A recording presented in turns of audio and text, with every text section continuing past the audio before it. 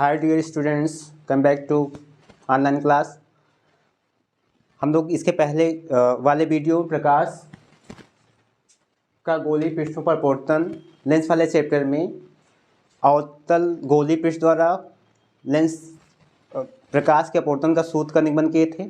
आज हम लोग उत्तल गोलीय पृष्ठ द्वारा प्रकाश के अपवर्तन के सूत्र का निगमन करेंगे। ठीक, क्यों कैसे आएगा, तो आइए चलते हैं। हम लोग पहले उत्तल गोलीय पृष्ठ क्या होता है पिछले वाले वीडियो हमने बताया था। अब थोड़ा समझ लेते हैं। तो आपने क्या कहा था, उत्तल गोलीय पृष्ठ किसी पदार्थ के का कटा हुआ भाग होता है जो बीच में क्या है, उभरा हुआ होता है, बीच में उभरा हुआ होता है और किनारों पे दबा हुआ होता है। जैसे देखिए, अगर ये देखिए कोई पदार्थ होगा, इधर इस साइड में कोई पदार्थ इस तरह से हो, ऐसे कोई पदार्थ हो, उसका ये इस पृष्ठ को कट करना हो, उत्तल गोलीय पृष्ठ बनाना हो, तो क्या करेंगे, यहाँ से इसको इस तरह से कट करेंगे ताकि बीच में क्या है, उभरा हुआ दिखाई दे। तो इसे हम क्या कहते हैं, उत्तल गोलीय पृष्ठ कहते हैं। चलिए आज इससे रिलेटेड प्रकाश के अपवर्तन के सूत्र का निगमन करना है।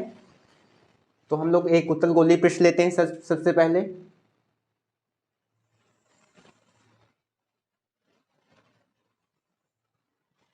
ये क्या है, उत्तल गोलीय पृष्ठ है जो बीच में उभरा है और किनारों पे दबा हुआ है। इसका मिड पॉइंट जो मध्य बिंदु है, ये गोलीय पृष्ठ का ध्रुव होगा। अब ध्रुव के बाद हमें क्या लेना है, वक्रता केंद्र इसका लेना है। तो वक्रता केंद्र इस उत्तल गोलीय पृष्ठ के दबे हुए भाग की तरफ होगा और इसके इस तरफ आएंगे तो इस साइड में वक्रता केंद्र होगा इसका, ये वक्रता केंद्र सी है। अब देखिए जो गोलीय पृष्ठ हम लिए हैं, उत्तल गोलीय पृष्ठ है। ये कैसा गोलीय पृष्ठ है, उत्तल गोलीय पृष्ठ है। ये कैसा, उत्तल गोलीय पृष्ठ है। उत्तल गोलीय पृष्ठ के ध्रुव और वक्रता केंद्र को जो मिलाने वाली रेखा होती है, ये इसकी मुख्य अक्ष होगी, जिसे हम इंग्लिश में प्रिंसिपल एक्सिस कहते हैं। क्या कहते हैं, प्रिंसिपल एक्सिस। तो ये इसकी मुख्य अक्ष होगी।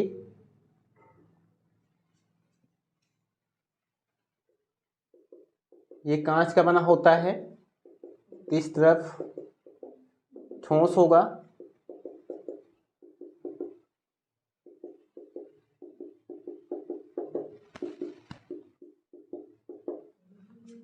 तो ये P क्या है, ध्रुव है, C वक्रता केंद्र है, और ये जो लाइन है P और C से ऊपर जा रही है, क्या है इसकी मुख्य अक्ष। क्या है, मुख्य अक्ष है। अब देखिए हमें एक वस्तु लेनी है, किस पे, उत्तल गोलीय पृष्ठ के मुख्य अक्ष पे। तो यहाँ पास हम एक वस्तु लेते हैं, बिंदु वस्तु। ये क्या है, ओ का मतलब ऑब्जेक्ट होता है, ऑब्जेक्ट का मतलब वस्तु से है यहाँ से। तो ये क्या है, बिंदु वस्तु है। सबसे पहले हम क्या करते हैं, जैसे आपको हमने पीछे वाले वीडियो में ये बताया था कि किसी गोलीय पृष्ठ का अभिलंब क्या होता है, उसे किसी बिंदु पे अभिलंब खींचना होगा तो कहाँ से खींचेंगे।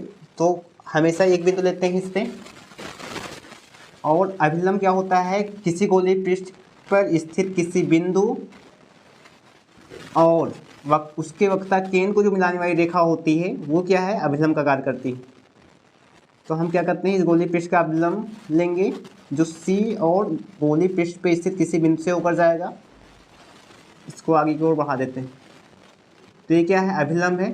इसको N से जोड़ कर लेते हैं हम लोग। तो अभिलंब क्या है, गोलीय पृष्ठ का, किसी गोलीय पृष्ठ के पर स्थित बिंदु तथा उस गोलीय पृष्ठ के वक्रता केंद्र को मिलाने वाली रेखा क्या कहलाती है, अभिलंब, जिसे हम लोग क्या बोलते हैं, नॉर्मल बोलते हैं, इसलिए इसको N से जोड़ कर लेते हैं। तो हमारे पास अभिलंब क्या हो गया, NC। अब हमारे पास मुख्य अक्ष पे एक बिंदु वस्तु क्या है, O है, उससे बहुत सारी प्रकाश किरणें निकलेंगे, इस तरफ जाएंगे। एक किरण लेते हैं जो बिंदु A पे जाके मिले, यहाँ से एक आपतित किरण लेते हैं।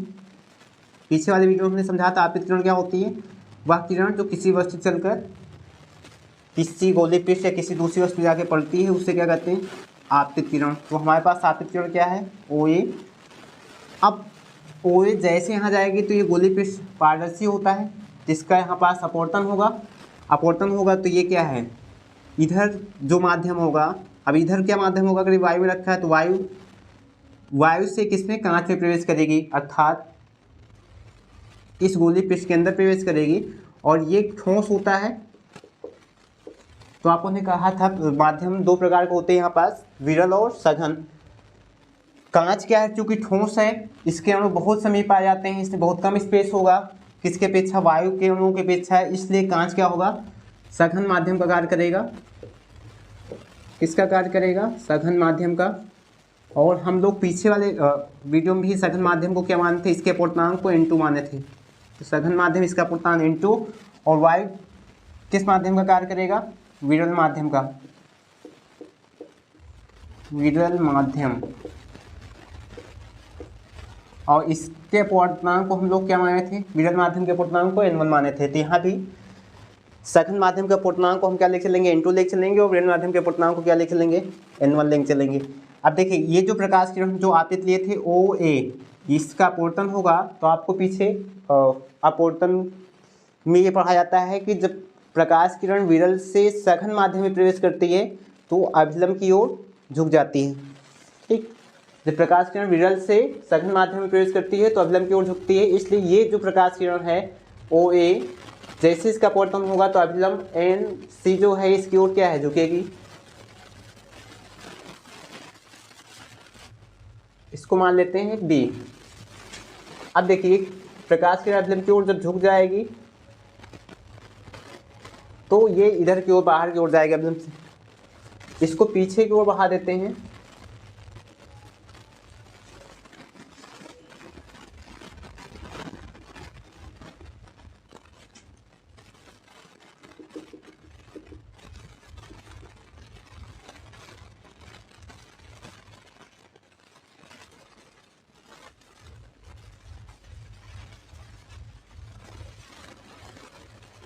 इसको पीछे की ओर बढ़ाएंगे तो ये जो प्रकाश किरण है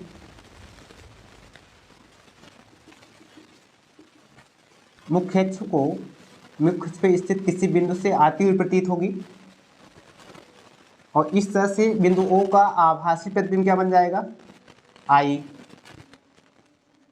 कैसा प्रतिबिंब, आभासी प्रतिबिंब बन जाएगा। आपको पीछे फिर देखिए हमको फार्मूला प्रूफ करना है, उसके लिए हम क्या करेंगे, इसके बाद बिंदु जो ए है जो गोलीय पृष्ठ पे है इससे एक लंब डालेंगे मुख्य पे, जो पी के बिल्कुल समीप होता है, इसको क्या मान लेंगे एम, और इसकी ऊंचाई कितनी, स्मॉल एच। इस तरह से ये हमारा चित्र बन जाएगा। अब इसमें क्या हमको दूरियां लेनी है, दूरियां हमेशा कहाँ से लेंगे, ध्रुव से लेते हैं। ध्रुव पी से पी वस्तु की दूरी जो है उसको किससे जोड़ करते हैं, यू से। अब ये सबसे बड़ी चीज़ है कि जो यू हम लिए हैं ये धनात्मक होगी ऋणात्मक। तो आपको देखिए पीछे वाले वीडियो हमने समझाया था कि जब भी कोई दूरी हम किसी प्रकार से केंद्र के ध्रुव से लेते हैं और वो आपतित किरण के चलने की विपरीत दिशा में होती है तो ऋणात्मक होती है। इसलिए देखिए आपतित किरण की दिशा क्या है, ओ से ए की ओर, अर्थात बाएँ से दाएँ की ओर है। इसलिए ये दूरी हम लोग क्या है, दाएँ से बाएँ ओर ले रहे हैं, इसलिए क्या किस में लेंगे, माइनस में। पी से वस्तु की दूरी, पी से तो वस्तु की दूरी, पी से प्रतिबिंब की दूरी को हम किससे नोट करते हैं, वी से। ये दूरी भी ऋणात्मक होगी, क्यों ऋणात्मक होगी, क्योंकि ये भी आपतित किरण की विपरीत दिशा में ली गई दूरी है। तो पी से ओ की दूरी और पी से ये किसकी दूरी हो गई, प्रतिबिंब आई की दूरी हो गई। अब देखिए पी से हमको वक्रता त्रिज्या लेनी है, तो पी ध्रुव पी और वक्रता केंद्र के बीच की दूरी क्या कहलाती है, वक्रता त्रिज्या। इसको किससे नोट करेंगे, कैपिटल आर से। अब देखिए यहाँ पास हम आर को प्लस में लेके चलेंगे, क्यों, क्योंकि आप जिस तरफ आपतित किरण जा रही है उसी दिशा में हम दूरी पी से ले रहे हैं। तो देखिए आपतित किरण दिशा ओ से ए की ओर अर्थात बाएं से दाएं की ओर है, और ये दूरी भी हम ध्रुव से बाएं से दाएं की ओर ले रहे हैं, इसलिए इसको धनात्मक लेंगे। इस तरह से वस्तु की दूरी u, प्रतिबिंब की दूरी v, और जो वक्रता केंद्र उसकी दूरी वक्रता त्रिज्या r आ जाएगी। ये पूरा हमारा अब चित्र बन के तैयार हो गया। अब हमको फार्मूले का निगमन करना है। ये किस पृष्ठ द्वारा? गोलीय अपवर्तन का सूत्र, प्रकाश के अपवर्तन का सूत्र है उत्तल गोलीय पृष्ठ पर प्रकाश की अपवर्तन का सूत्र। ये क्या होता है? पीछे भी हम दिखाए थे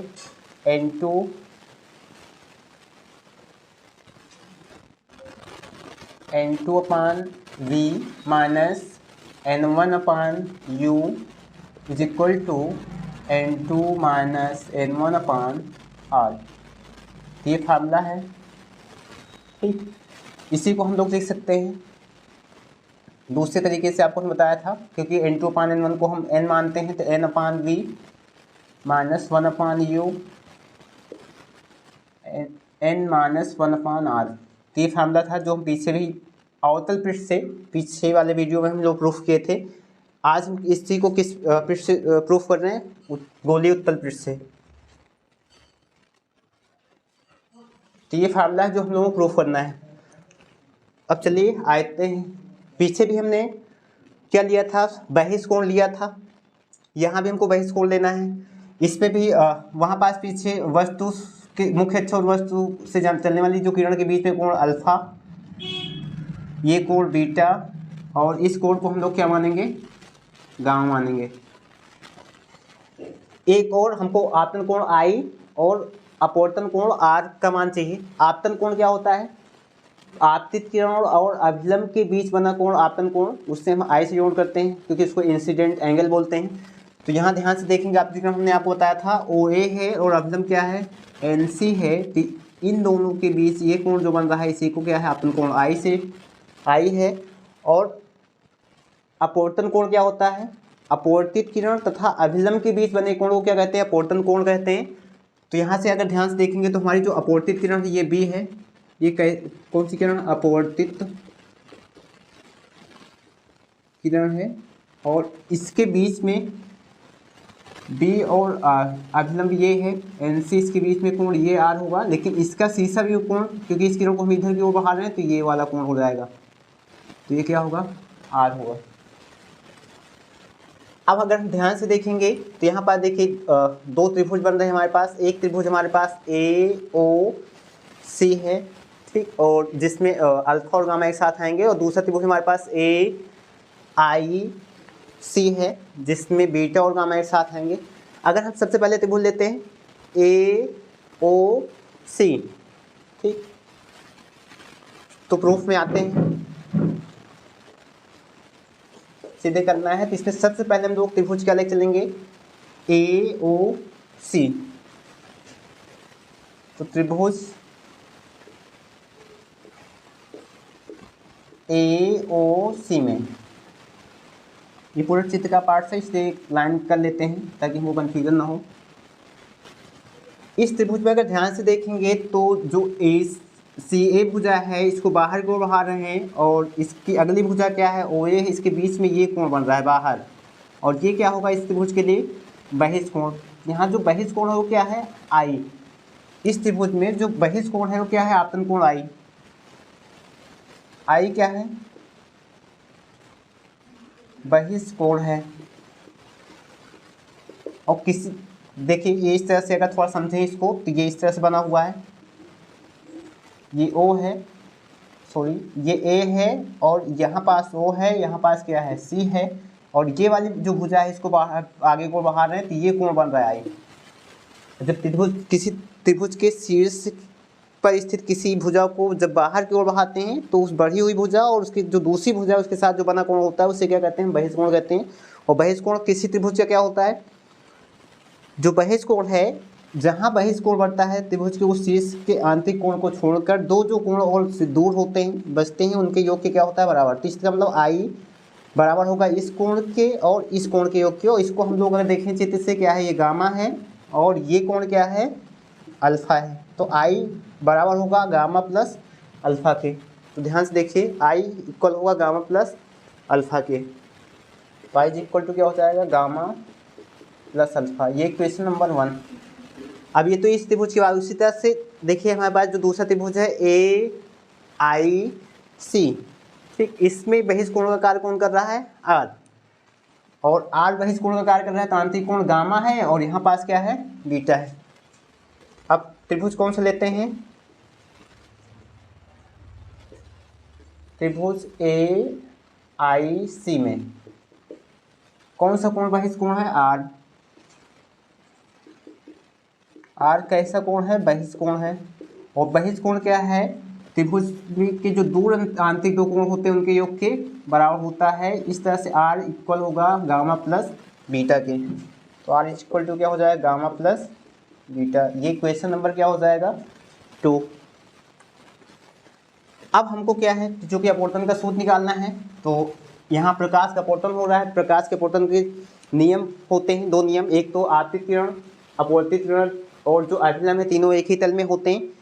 जो पहला नियम है प्रकाश के अपवर्तन का, लेकिन हम लोग इस फार्मूले को प्रूव करने के लिए प्रकाश के अपवर्तन का दूसरा नियम, जिसे हम स्नेल का नियम कहते हैं, उसको लेकर चलेंगे। और स्नेल का नियम क्या होता है?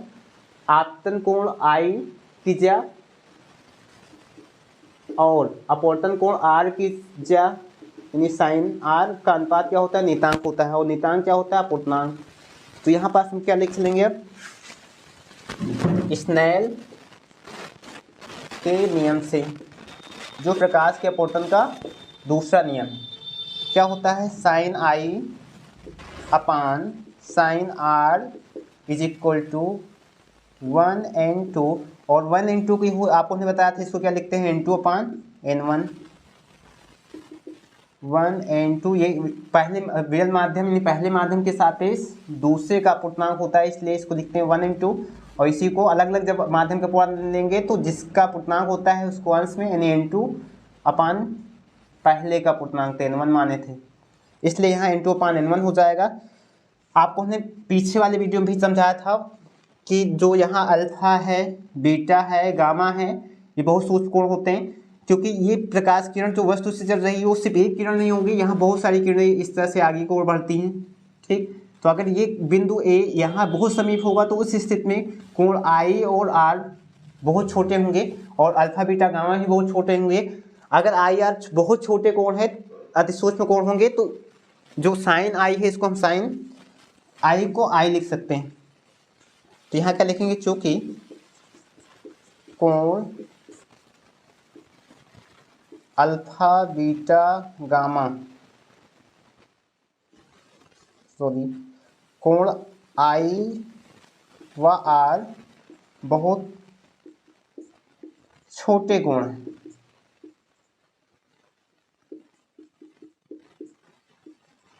इसलिए साइन आई को लगभग में आई के बराबर लिखेंगे और साइन आर को लगभग में आर के बराबर लिख चलेंगे। और साइन आई के स्थान पे फिर क्या रख लेंगे हम? आई, और आर के साइन आर के स्थान पे आर हो जाएगा। और यहाँ क्या है? n2 upon n1। इसको इस तरफ लाएंगे तो यहाँ पास n1 आई, ये क्या हो जाएगा? n2 are. और हमारे पास देखिए समीकरण 1 और 2 से आई और आर के मान है। तो n1 आई का मान गामा प्लस अल्फा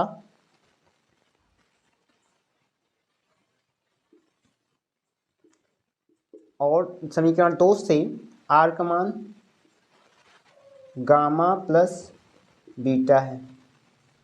तो ये दोनों मान हम लोग कहाँ रखे? समीकरण 1 व 2 से।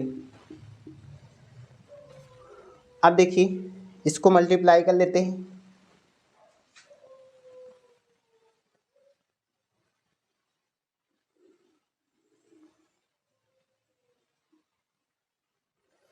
तो n1 गामा क्या हो जाएगा? n1 गामा हो जाएगा प्लस n1 अल्फा हो जाएगा। इधर मल्टीप्लाई करेंगे तो क्या हो जाएगा? n2 गामा प्लस इधर n2 बीटा हो जाएगा। और हम गामा वाले पद को एक तरफ करते हैं तो n1 गामा को उधर ले जाते हैं, n2 बीटा को इधर लाएंगे तो ये हो जाएगा n1 माइनस n2 बीटा, ये प्लस में इधर है माइनस में, plus n1 alpha is equal to n2 gamma minus n1 gamma. इसमें से हम गामा को कॉमन कर लेते हैं, तो -n2 beta plus n1 alpha, gamma common करेंगे तो n2 माइनस n1। अब ये क्वेश्चन नंबर क्या हो जाएगा हमारे पास 3। अब हमको देखिए फार्मूले के अनुसार u क्या चाहिए, फार्मूले के अनुसार n2 n1 चाहिए था, वो हमारे पास है, यहाँ पास क्या चाहिए u v और r चाहिए। तो इसका मतलब है बीटा अल्फा और गामा ये हटने चाहिए तभी भी आ सकते हैं। तो हम क्या करेंगे, अल्फा बीटा और गामा के मान निकालेंगे। तो इसके लिए देखिए यहाँ पास हमारे पास देखा जाए 3 समकोण त्रिभुज बन रहे हैं। अल्फा के लिए देखिए ओ ए एम एक समकोण त्रिभुज, गामा के लिए जो हमारे पास है ए पी सी, और तीसरा समकोण त्रिभुज A P B, A P I. तो अब हम क्या करेंगे, समकोण त्रिभुज ओ ए एम में, ओ ए एम में अगर हम इस पे जाते हैं तो यहाँ से अल्फा, आपको हमने पहले कहा कि अल्फा बहुत सूक्ष्म कोण होगा, तो अल्फा को हम लगभग में क्या मान सकते हैं, tan अल्फा। और आपको हमने कहा था कि जो tan अल्फा होगा वो लंब बटे आधार के बराबर होगा। तो देखिए अल्फा के सामने की जो भुजा है इस समकोण, तो ये ना यहाँ 90 डिग्री कोण होगा, इसके सामने भुजा क्या है AP जो लंब का कार्य करेगी, ठीक। तो AM जो लंब का कार्य करेगी, और आधार क्या है OM। AM को हम लोगों ने क्या माना है H, और OM अर्थात OP लगभग ये समीप ही होगा, इसी बराबर होगा, इसलिए OM को के स्थान पे क्या रखेंगे -u। फिर देखिए अब हमको ये तो अल्फा का मान निकल आया, किसका मान चाहिए बीटा का। बीटा के लिए देखिए समकोण त्रिभुज IAP लेके चलेंगे। तो समकोण त्रिभुज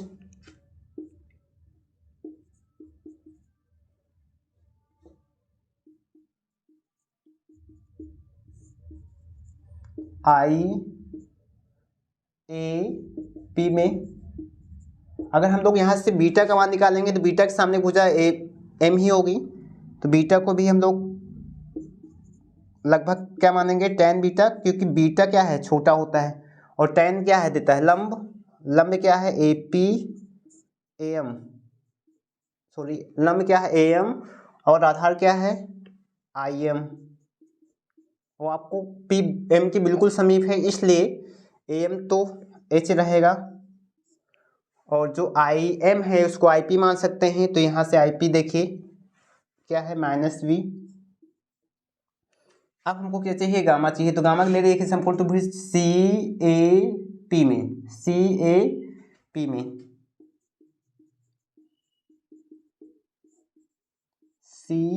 CAP में गामा भी बहुत छोटा होगा, इसलिए गामा को इक्वल टू tan गामा मानेंगे, और गामा के सामने की भुजा जो है वो AP है, AM है। गामा के सामने भुजा क्या है AM है, और आधार क्या है CM, और M आपको हमने जैसे पहले भी बताया कि M बहुत P के समीप है, इसलिए हम इसको CP मान सकते हैं। तो ये H अपन और CP इक्वल टू क्या है R है। अब देखिए हम क्या करेंगे, किसके मान अल्फा बीटा और गामा के मान कहाँ रखेंगे, समीकरण 3 में। तो देखिए मेरे पास स्पेस कम है, इसलिए थोड़ा सा ऊपर आते हैं। यहाँ से फिर हमको कहाँ जाना है,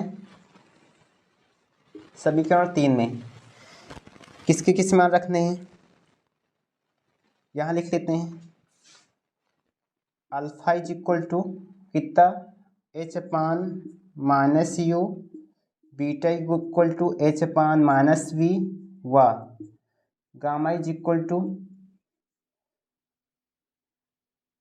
H/r कहाँ रखने पर, समीकरण 3, ये 3 है समीकरण हमारा, में रखने पर।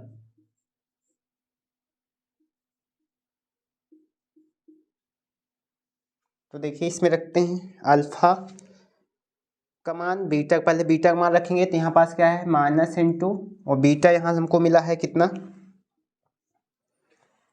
H upon minus V plus समीकरण 3 में यहाँ पास क्या n1 है, n1 लेंगे, और अल्फा का मान देखिए हम लोग को मिला है H upon minus you is equal, समीकरण 3 में ही देखिए यहाँ पास गामा है, गामा का मान क्या मिला है हमको एच अपान आर,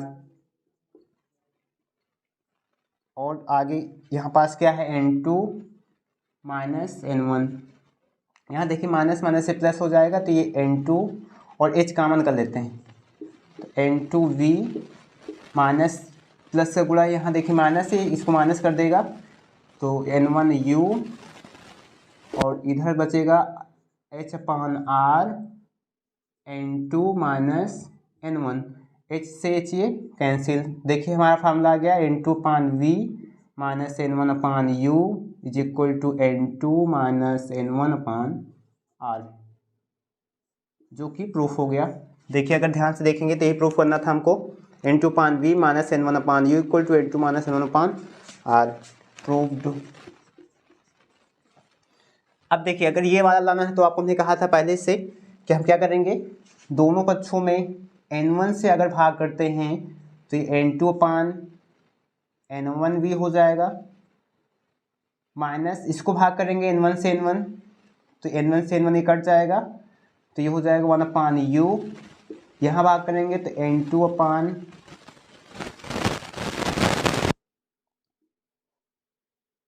ये हो जाएगा n2 upon n1 minus 1 upon r। तो यहाँ पास हम क्या करेंगे, दोनों पक्षों में n1 से भाग करेंगे तो n1 से भाग करेंगे n2 अपान n1 होगा, यहाँ भाग करेंगे तो n1 अपान n1 से n1 कट के 1 अपान u बचेगा, और यहाँ का भाग करेंगे तो n2 अपान n1 माइनस यहाँ क्या हो जाएगा n1 अपान n1 1 हो जाएगा यहाँ भी, ठीक। और आपको हमने पहले ही बताया है कि ये 1 इंटू n2 अपान n1, और जो n2 अपान n1 है चूँकि इसी को हम 1 इंटू मानते हैं या फिर इसी को n लिखते हैं, और जैसे हम इसके स्थान पे n लिखेंगे तो दूसरा वाला सूत्र आ जाएगा n upon v minus 1 upon u is equal to n minus 1 upon r। इस तरह से ये प्रूफ हो गया।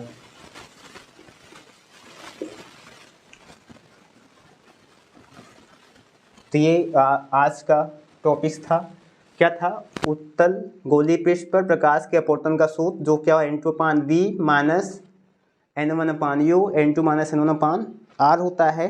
इसका हम लोग निगमन किए। इस पे सबसे पहले हम क्या है बहिष्कोण लेके चलेंगे, चित्र बनाएंगे। I बराबर होगा गामा प्लस अल्फा के, R बराबर होगा गामा प्लस बीटा के, समीकरण एक हो तो स्नेल का नियम लेंगे, sine i upon sine r 1 into n2 upon n1 हो जाएगा इज इक्वल टू, ये लिख चलेंगे। फिर I और R बहुत छोटे होने के कारण साइन आई के स्थान पे I रखेंगे, साइन आर के स्थान पे R रखेंगे, तो I अपान R देगा ये n2 अपान n1 हो जाएगा। फिर इसको इधर मल्टीप्लाई करेंगे n1I इक्वल n2R, फिर यहाँ समीकरण 1 से I का मान रखेंगे गामा प्लस अल्फ़ा, 2 से क्या है R का मान रखेंगे गामा प्लस बीटा, फिर मल्टीप्लाई करेंगे, हमको क्या मिल जाएगा समीकरण 3 मिल जाएगा। उसके बाद हमको क्या करना है, अल्फ़ा बीटा और गामा के मान निकाल के यहाँ रखने होंगे, क्यों, क्योंकि यू वी और आर के मान चाहिए। तो अल्फ़ा इक्वल टू इस त्रिभुज में O A P alpha tan alpha आधार लंब A M upon Aadhaar O M, और इसको एच ये क्या है माइनस यू माने हैं। उसी तरह से बीटा निकालेंगे तो एच अपान माइनस वी आएगा, गामा निकालेंगे तो ये क्या है एच अपान आर आएगा। इन तीनों अल्फ़ा बीटा और गामा के मान को कहाँ रखेंगे समीकरण 3 में, एच इधर कॉमन हो जाएगा, कैंसिल कर हो जाएगा पहला फार्मूला। फिर क्या करेंगे n1 से हम डिवाइड करेंगे तो n2 अपान n1 यहाँ 1 हो जाएगा, n2 अपान n1 यहाँ भी 1 हो जाएगा, फिर n2 अपान n1 के साथ भी क्या पुट करेंगे n, ये फार्मूला मिल जाएगा। आज ही तक, इसके आगे हम लोग अगले वीडियो में मिलेंगे। ओके।